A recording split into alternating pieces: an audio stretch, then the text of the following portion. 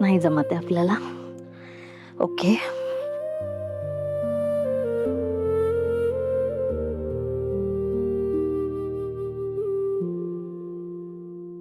बसून करूया.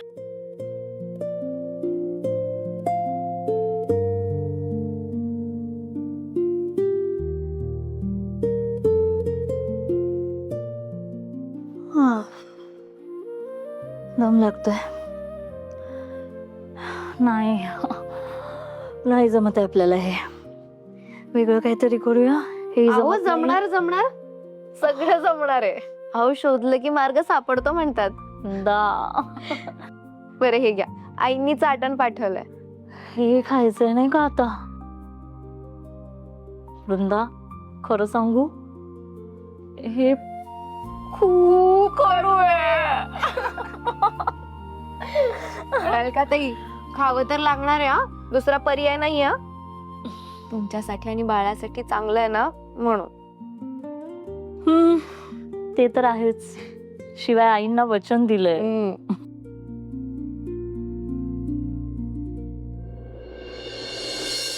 अलकाताईंना विचारू का अपघाताबद्दल? काहीतरी नक्कीच माहित असेल त्यांना. कदाचित त्यांच्याकडून काही धागा हाती लागला तर, आणि तो धागा मोहन पर्यंत जात असेल तर, मग थोडी जोखीम घ्यायलाच पाहिजे. आता विचारायलाच हवं. पाणी दे पाणी. हो थांबा थांबा.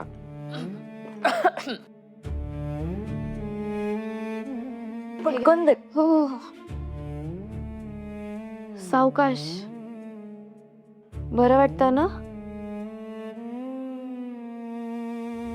अलकाताई तुम्ही रागवणार नसाल तर एक विचारू का हो? विचार ना विचार. अलकाताई, घरात जो अपघात घडला होता, म्हणजे सरांचे आई वडील ज्यात गेले होते, तो अपघात नेमका कसा घडला होता? नक्की काय झालं होतं त्या दिवशी? असं काय घडलं होतं? मी हे सगळं विचारतेय कारण त्या दिवशी अपघाताचा विषय निघाला तेव्हा सर किती रागावले होते, किती चिडले होते ते. एवढ्या का राग आला होता त्यांना? नेमकं काय झालं होतं? काय झालं अलकाताई, तुम्ही अचानक असे गप्प का झालात? हे बघा, तुम्हाला काही सांगायचं नसेल तर ठीक आहे, मी आग्रह नाही करणार तुम्हाला.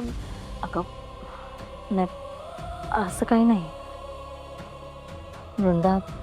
तो अपघात सगळ्यांसाठी खूप धक्कादायक होता ग. दादा या घरासाठी खूप मोठा आधार होते ग. कोणाला स्वप्नातही वाटलं नव्हतं की त्यांचा असा एवढा मोठा अपघात होईल आणि ते आम्हा सगळ्यांना सोडून जातील.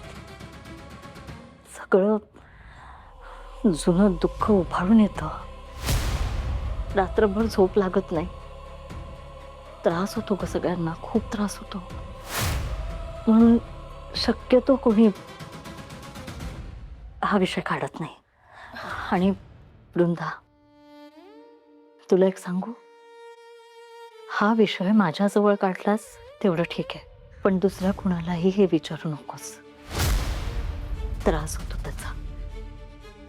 आणि आपण का ना असं जुनं दुःख उकळून काढायचं? सगळ्यांना त्याचा जर त्रासच होत असेल, त्याचा त्रागा होत असेल, त्यापेक्षा नकोच.